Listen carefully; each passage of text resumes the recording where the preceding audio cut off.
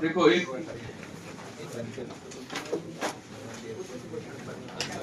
चीज है जो थोड़ा सा स्किप हो गया था, उसको देखो।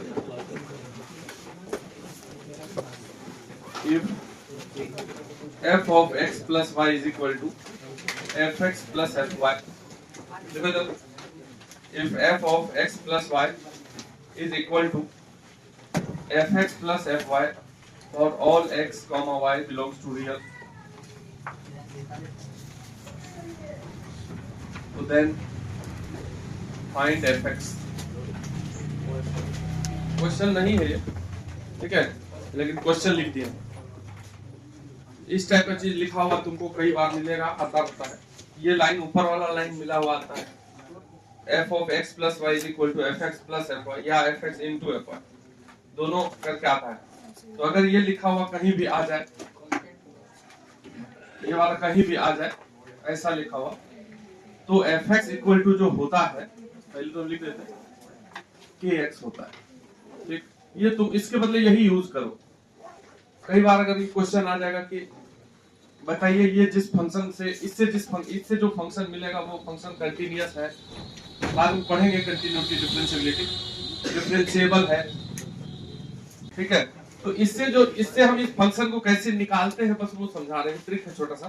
देखो अगर इस टाइप से कहीं पे भी लिखा हुआ हो जिसमें x और y सिमेट्रिक हो, मतलब x की जगह y रखने से और y की जगह x रखने, मतलब अगर आपस में इंटरचेंज कर दें इसको, जो लिखा हुआ एक्सप्रेशन है उसमें यदि x की जगह y लिख दो और y की जगह x लिख दो तो कुछ चेंज होगा नहीं। तब हम ये वाला ट्रिक यूज करेंगे जो ट्रिक बता रहे हैं। अगर इस टाइप से लिखा हुआ हो जैसे x माइनस y हो जाए तो नहीं यूज करेंगे। जैसे यहाँ पे हम क्लियर देख रहे हैं कि x और y को आपस में इंटरचेंज करने पर कुछ भी बदलेगा नहीं, जैसा लिखा हुआ है वैसे ही रह जाएगा, कुछ बदलेगा क्या? तो हम ये जो बता रहे हैं उसको यूज करके fx को निकाल सकते हैं। तो इस यहाँ से हम fx को निकालने के लिए सबसे पहले क्या करते हैं कि इसमें x और y की जगह दोनों को 0 पुट कर देते हैं अपने मन से, और फिर देखते हैं क्या होता है। ये हो गया f0 is equal to 2f0, यहाँ 0 0 पुट कर देते f0, यहाँ भी f0 पुट कर दिए 0 f0, ये भी f0 प्लस f0 क्या हो जाएगा। तो यहाँ से देखिए इस टाइप का अगर एक्सप्रेशन होगा x और y की जगह 0 रखेंगे सबसे पहले। अगर ऐसा हुआ कि x की जगह y रखने से y की जगह x रखने से एक्सप्रेशन चेंज नहीं करेगा, तब हम ऐसा करना चाहते हैं। तो हम ये पूछ लेते हैं कि अगर 0 रखेंगे तो ये चीज आया f0 इक्वल टू 2f0, और हम यहाँ से f0 बराबर कितना आएगा 0, ये निकाल के रख लेंगे।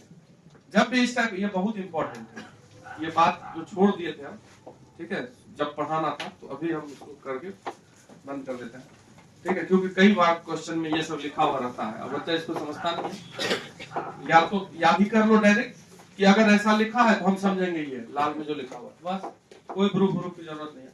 यदि ऐसा कहीं लिखा हुआ आया तो fx इक्वल टू kx, मतलब उसके बारे में बात कर रहा हूं। अब हम क्या करेंगे, जो लिखा हुआ है expression f of x plus y is equal to fx plus fy, ठीक है, इसमें यदि देखो डिफरेंशिएशन तो पढ़े नहीं है तो इसलिए डिटेल नहीं जाएंगे, क्योंकि छोटा मोटा डिफरेंशिएशन जानते हैं। एक होता है पार्शियल डिफरेंशिएशन, ठीक है। पार्शियल डिफरेंशिएशन का मतलब ये होता है कि यदि x, जैसे यहाँ sin x plus cos y लिखा हुआ, और इसको डिफरेंशिएट करना है, पार्शियल डिफरेंशिएशन, इसको हम पार्शियल डिफरेंशिएट कर रहे हैं with respect to x, partial differentiating with respect to x। अगर x के रिस्पेक्ट में पार्शियल डिफरेंशिएशन कर रहे हैं तो y वाला टर्म को कांस्टेंट मानेंगे, तो यही है पार्शियल डिफरेंशिएशन। तो इसमें इसको कांस्टेंट ट्रीट करेंगे और केवल sin x का ही बात सोचेंगे, तो sin x का डिफरेंशिएशन और cos y का 0, क्योंकि उसको y को कांस्टेंट मानना है। अगर x के रिस्पेक्ट में पार्शियल डिफरेंशिएट करना है तो जहां भी y है उसको 2 मान लेना, कांस्टेंट मान लेना, और कांस्टेंट का डिफरेंशिएशन क्या होता है 0। अगर इसको partial differentiation with respect to y करना है तो उसको कांस्टेंट मानेंगे, sin x को कांस्टेंट मानेंगे, और cos y का क्या होता है माइनस sin y, समझ रहे हैं। तो कुल मिलाकर के जो है कि अगर हम किसी भी एक्सप्रेशन में पार्शियल डिफरेंशिएशन करना चाहें तो जो जिस वेरिएबल के रिस्पेक्ट में करेंगे उसके अलावा सबको कांस्टेंट मान देंगे, उसका डिफरेंशिएशन 0 करते चले जाएंगे। तो इसको हम पहले ये छोटा सा ट्रिक ही है, पार्शियल डिफरेंशिएशन करते हैं विथ रिस्पेक्ट टू x। तो x के रिस्पेक्ट में, अब एक बात और है कि यदि कोई फंक्शन है fx और इसको बाद में हम डिफरेंशिएशन करेंगे अगर, तो इसको हम ऐसा नोट करेंगे एफ डैश एक्स। एक बार अगर डैश लगा देते हैं तो उसका मतलब होता है डिफरेंशिएशन हो गया। दो बार डैश लगा देंगे तो दो बार डिफरेंशिएशन। तो यदि हम यहाँ डिफरेंशिएशन इसको कर रहे हैं तो एफ डैश लिख देता है, F dash X plus Y. इस फंक्शन का डिफरेंशिएशन जो भी होगा वो होगा, ऐसे लिख दिए। अब इधर आते हैं तो एफ एक्स का डिफरेंशिएशन जो होगा उसको नोट कर दे, क्योंकि एफ एक्स मालूम ही नहीं है तो डिफरेंशिएशन करके तो दिखाएंगे। हम ऐसा मान लीजिए कि हो गया डिफरेंशिएशन, तो लिख दिए डैश। अब एफ वाई तो पूरे वाई का फंक्शन है, उसमें बोला है कि वो एक्स का फंक्शन नहीं है। तो वाई का अगर कोई फंक्शन है तो कंप्लीट कांस्टेंट मान लो, उसका डिफरेंशिएशन क्या मान लीजिए, तो जीरो मान लीजिए। और इसको मान लीजिए पहला इक्वेशन। फिर इसी को पार्शियल डिफरेंशिएशन करते हैं। पार्शियल डिफरेंशिएशन करिए विद रिस्पेक्ट टू वाई, ठीक। तो partial differentiation with respect to Y अगर हम इसको करेंगे तो फिर से लिख देते हैं, उधर लिख देते हैं एफ एक्स। इसमें तो y और x दोनों है ना, इसलिए ये x के रिस्पेक्ट में भी डिफरेंशिएशन होगा कुछ और y के भी रिस्पेक्ट में होगा, इसमें y भी घुसा हुआ है अंदर। तो f dash x plus y जो भी होगा इक्वल टू, अब y के रिस्पेक्ट में कर रहे हैं तो इसको कांस्टेंट मान लो तो जीरो हो गया। अब प्लस f डैश y, इसको मान लो दूसरा। ऐसा ही स्टेप करना है, अगर नया भी आ जाएगा तब तुम फंक्शन निकाल सकते हो। करना कुछ नहीं है, जब भी इस टाइप का चीज आए जो एक्स वाई में सिमेट्रिक फोटो हो, पहले जीरो रख के जीरो निकाल लो, फिर partial differentiation with respect to X with respect to Y, दो इक्वेशन बनाएंगे, दोनों डिवाइड कर देंगे 1 डिवाइडेड बाय 2। और जब डिवाइड करो एलएचएस में दोनों में एक ही चीज दिख रहा है, 1 हो जाएगा इक्वल टू, इधर क्या हो गया एफ डैश, इधर एफ डैश वाई। यहां से क्या निकल गया F dash X equal to F dash Y. मान लो कि ये के बराबर है, लेट कुछ बराबर है, हमसे ऐसे दे दिए कुछ, ठीक है। तो हम इधर इस दोनों को कंपेयर करते हैं, बीच से एफ वाई निकाल दो क्योंकि एफ एक्स के बारे में जानना चाह रहा है। तो F dash equal to K, F dash X क्या होता है डिफरेंशिएशन, एफ एक्स का डिफरेंशिएशन को ऐसे भी लिखते हैं D Y by D X. इसका मतलब हुआ y का डिफरेंशिएशन। इसका क्या मतलब हुआ, किसी भी चीज में अगर ये लग गया डी बाई डी एक्स, इसको बोलते हैं डिफरेंशियल कोफिशिएंट डीसी, ठीक है। डिफरेंशियल कोफिशिएंट ऑफ y मतलब डिफरेंशिएशन ऑफ y। तो अगर f डैश x है तो मतलब fx का डिफरेंशिएशन, तो उसको ऐसे भी लिख सकते हो d बाई डी एक्स लिख दो, यहाँ fx लगा दो, ये भी सेम ही चीज हुआ, ये भी हुआ fx का डिफरेंशिएशन, ये भी हुआ fx का डिफरेंशिएशन इक्वल टू k। बोलो कोई दिक्कत है। अब हम इसको उधर कर लेते हैं dx को, ऐसे यहां से वहां लेके चले जाता है, तो dfx equal to k dx। बोलो देखो, यदि डिफरेंशिएशन और इंटीग्रेशन पढ़ेंगे तो ये डिफरेंशिएशन और इंटीग्रेशन एक दूसरे का रिवर्स प्रोसेस होता है, जस्ट समझ नहीं बात। तो अगर डिफरेंशिएशन और इंटीग्रेशन रिवर्स प्रोसेस हो, जैसे मल्टीप्लिकेशन और डिवीजन होता है, नहीं आ रही है, ठीक है उठो। अगर मल्टीप्लिकेशन और डिवीजन को देखो तो दोनों एक दूसरे का रिवर्स है। अगर मान लो x है, इसमें 2 गुना कर दो, 2 डिवाइड कर दो, तो कुछ नहीं किए। उसी प्रकार x में अगर डिफरेंशिएशन लगा दिया, इंटीग्रेशन लगा दिया तो कुछ नहीं होता, नहीं समझे। x ही में अगर डिफरेंशिएशन इंटीग्रेशन दोनों लगा दिए तो कुछ नहीं, दोनों कट गया, x ही बच गए। बात समझ रहे कि नहीं समझ? तो अगर मान लो dfx है, हमको fx चाहिए, डिफरेंशिएशन किया हुआ है, अब fx चाहिए तो उस पे इंटीग्रेशन लगा दो, फिर से वो वापस fx हो जाएगा कि नहीं, उल्टा प्रोसेस। तो दोनों तरफ इंटीग्रेशन कर देते हैं, तो ये लीजिए इंटीग्रेशन ऑफ dfx और इधर भी integration of k dx। k एक कांस्टेंट है तो इसको बाहर कर देते हैं, यहां से k हटा करके अंदर से बाहर कर देते हैं। अब ये देखो d और i कट गया, ये जो ऐसा वाला साइन वो i है, इंटीग्रेशन, ठीक है। एक के चीज पे d भी लगा दिया, i भी लगा दिया, गुणा भी कर दिया, x भाग भी कर दिया, कटेगा कि नहीं कटेगा। और यहां भी d और i कट गया, तो क्या बच गया इधर fx इक्वल टू kx। और जब हम बाद में पढ़ेंगे ना इंटीग्रेशन, तो जब इंडेफिनिट इंटीग्रेशन करेंगे तो एक कांस्टेंट अपने मन से लगा देता है, तो लीजिए लगा दिए c। पर भी क्या भाई सब थोड़ा पढ़ा, हम भी पढ़ाएंगे, ठीक है। तो fx इक्वल टू क्या निकला, तो c हटाना पड़ेगा द ओरिजिनल। इसी में हम x की जगह फिर से वापस 0 पुट करते हैं इस एक्सप्रेशन में, तो ये हो जाएगा f, इसको मान लेते हैं a। तो ये f0 is equal to 0 plus c।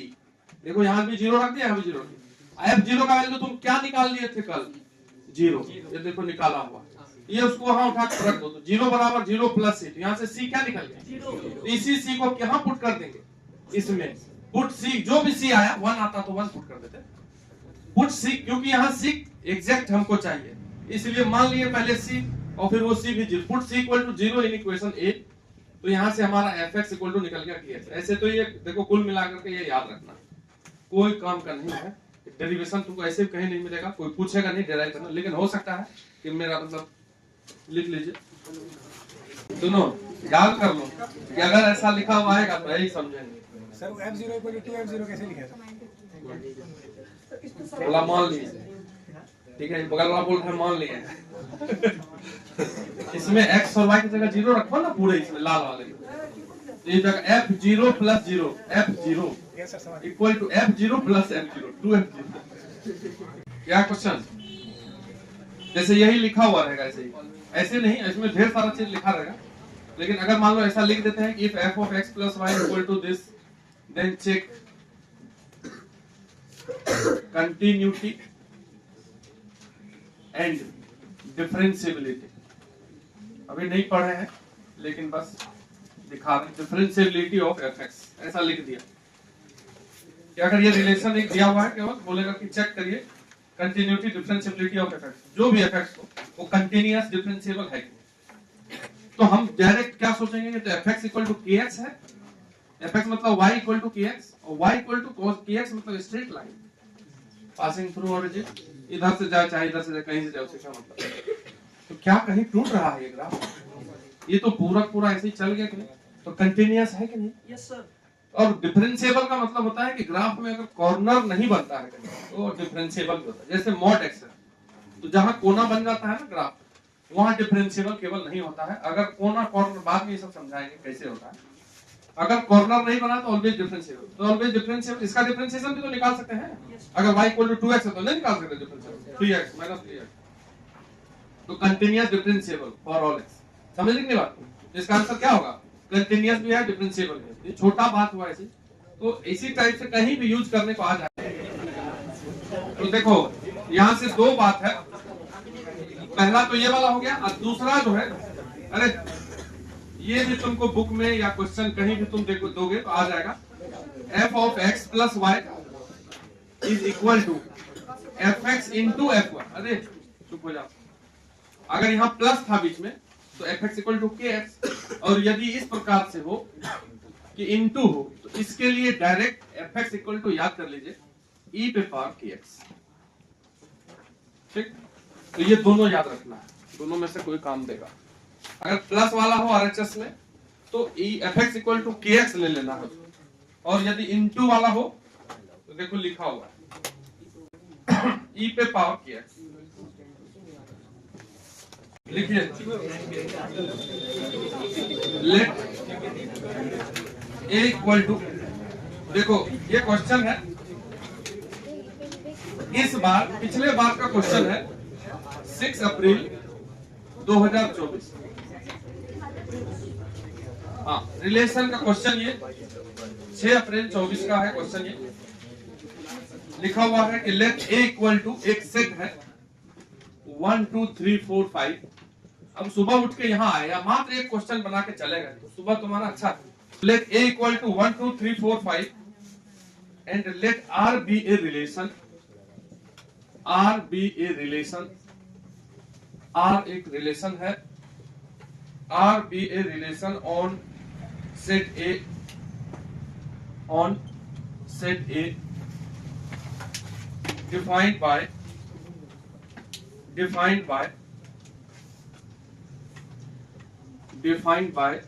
x relation y, ये मतलब x और y से रिलेशन बीच में r लिखा हुआ है, इस प्रकार से नोटेशन यूज होता है, मतलब x r से रिलेट कर रहा है, y से रिलेट कर रहा है, ये लिखा हुआ है। If and only if, x y से रिलेशन तभी रख रहा है if and only if 4x is less than equal to 5y, 4x is less than equal to 5y, ठीक है। Let m be the number of element in R, let m be the number of element in relation R जो are relation है उसमें m element बनेंगे यदि and n be the minimum number of elements and n be the minimum number of element n be the minimum number of elements from a cross a n be the minimum number of elements from a cross a are required a cross a that are required to be added to R that are required to be added to R समझा देना, लिख लीजिए, इतना बड़ा लिख देगा कि आधा बच्चा नहीं पढ़ेगा, ठीक है। Added to R to make it symmetric relation, to make it symmetric relation, to make it symmetric relation, then m plus n equal to option number 1 है, ठीक है। 23, 24, 25, 26 ऐसे लिखो, 23, 24, 25 एंड 26। देखिए क्वेश्चन क्या बोला है, चलिए देखो लिखा हुआ है कि एक सेट है ये, तो एक क्रॉस एक क्या होगा ये तो समझ लो। एक क्रॉस ए मतलब जितना भी एलिमेंट बन सकता है, 1 का 1 से, 1 का 2 से, 1 का 3 से, 1 का 4 से, 2 का 2 से, सब उसमें बोल रहा है कि x और y तभी रिलेशन में आएगा जब ही ये वाला सेटिस्फाई करेगा। तो यहां से देख के पहले आर रिलेशन लिखना पड़ेगा। कैसे लिखेंगे, तो आर रिलेशन में हम x की जगह 1 दे देते हैं अपने मन से। यहाँ पे देखते हैं, यहाँ से 1 उठा के दे देते हैं, 4 हो जाएगा। तो y की जगह क्या क्या दे सकते हैं, y की जगह भी 1 दे सकते हैं, तो 4 इज लेस देन 5 सेटिस्फाइड, मतलब 1 1 से सेट रहेगा। क्या 1 2 से भी सेट रहेगा, तो x की जगह 1 दिए, y की जगह 2 देंगे तो कोई दिक्कत, 4 लेस देन 10, तो 1 जो है ना सबसे कनेक्ट हो जाएगा, कोई टफ नहीं है। होगा कि नहीं होगा? इस प्रकार से हम देखेंगे कि 2 किससे किससे कनेक्ट हो सकता है, 2 वाला लिख देंगे, फिर 3 किससे किससे हो सकता है, फिर 4 किससे किससे, फिर 5 किससे किससे, तो वो हो गया आर रिलेशन आ गया। क्या वो हुआ, वो m है। बोला है कि if m is the number of element in are, तो जितने इसमें बनेंगे वो m हुआ। बोल रहा है कि इसमें और कितना ऐड करेंगे कि वो सिमेट्रिक बन जाएगा, तो जितना ऐड करने पर वो सिमेट्रिक बन जाएगा वो n है।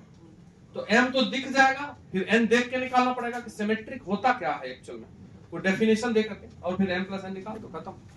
पहले तो ये रिलेशन तुम लिखो, हम 1 वाला लिख दिया, तुम 2 वाला 3 वाला इतना तो लिखो। 2 क्या 1, आप 2 को फिक्स करते हैं, तो 2 का 1 से कनेक्ट होगा, यहाँ 1 y की जगह दोगे, यहाँ x की जगह 2, तो 8 लेस देन 5 होता है, तो 2 1 नहीं होगा, 2 जब दोगे तो हो जाएगा, फिर 3 भी देंगे तो हो जाएगा, ऐसे 3 वाला फिर 4 वाला, 2 मिनट में तो लिख देंगे रिलेशन। ये जाए कि क्वेश्चन ऐसे ही कुछ लिखा हुआ बराबर। हम ये बोल रहे हैं कि 1 वाला ये समझे कि नहीं। अब 2 x की जगह फिक्स करते हैं, x की जगह अगर 2 लोगे तो ये 8 हो जाएगा, तो y की जगह 1 तो नहीं ले सकते, y की जगह 2 ले सकते हैं, और 3 भी ले सकते हैं, और 4 5 भी ले सकते हैं। ये हो गया 2 वाला। अब 3 फिक्स करते हैं x की जगह, तो 3 फिक्स करोगे तो कितना हो जाएगा 12, तो y की जगह 1 लेंगे तो होगा, 2 लेंगे तब 3 पे होगा, तो 3, 3 फिर 4 भी होगा और 5 भी होगा। अब 4 को फिक्स करिए, तो 4 रखोगे तो 16 होगा, तो वहां 3 होगा क्या, तो 4 होगा, और 5 होगा कि नहीं होगा, 5 होगा। अब 5 फिक्स करते हैं, तो 5 फिक्स करें तो 4 भी तो सेट हो रहा है, 20 इज इक्वल टू 20। देखो ना, ये मिस कर रहे हो, 5 यहाँ 5 दिए तो 20 हुआ ये, यहाँ 4 भी देंगे तो 20 नहीं हो जाएगा इक्वल टू, तो 5 4 भी सेट, 5 5 भी सेट। यही गलती किया बहुत बच्चा और नहीं बना, डायरेक्ट वो ट्रिक समझ गया कि अच्छा ये आगे बढ़ के हो रहा है, तो यहाँ 5 पे 5 खाली लिखा, 5 4 को छोड़ा, वो सिर्फ चल गया, नेगेटिव आंसर आता। जो ऑप्शन में एक कम करके होगा वही तो है लिखा हुआ, तो आंसर बना के वो आया, खुश होके कि बना है वो क्वेश्चन, लेकिन उसको छोड़ा। तो ये m यहां से कितने आ गए 16। अगर हमसे केवल पूछता कि कितने एलिमेंट है तो 16।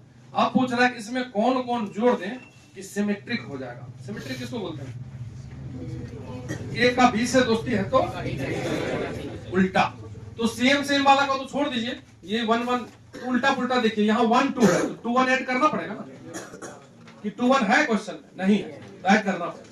अब 1 3 है तो 3 1 ऐड करना पड़ेगा, फिर 4 1 भी ऐड करना पड़ेगा, फिर 5 1 भी ऐड करना पड़ेगा। 2 2 तो कोई बातें नहीं है, वो तो उल्टा पुल्टा एक समान। 2 3 है तो 3 2, फिर 2 4 है तो 4 2, 2 5 है तो 5 2, ये हो गया। और बताओ 3 3 भी कोई बात नहीं है, 3 4 है तो 4 3, 3 5 है तो 5 3, 4 4 को हटा दो, 4 5 है तो 5 4 है, ये है, उसको ऐड नहीं करना पड़ेगा, समझे?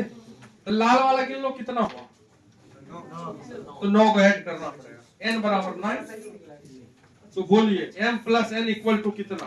और ये बता दो कि क्या तुमको इस लेवल में हम नहीं पढ़ाएंगे, क्वेश्चन नहीं बनेगा, नहीं बनेगा तो हम क्या कर सकते हैं, बुद्धि नहीं लगा उतना एग्जाम में। मतलब एक होता है ना कि अब यही क्वेश्चन सीबीएसई बोर्ड में आ सकता है, same to same level board का ही है, सीबीएसई वाले डायरेक्ट यही पूछ देगा सीधे।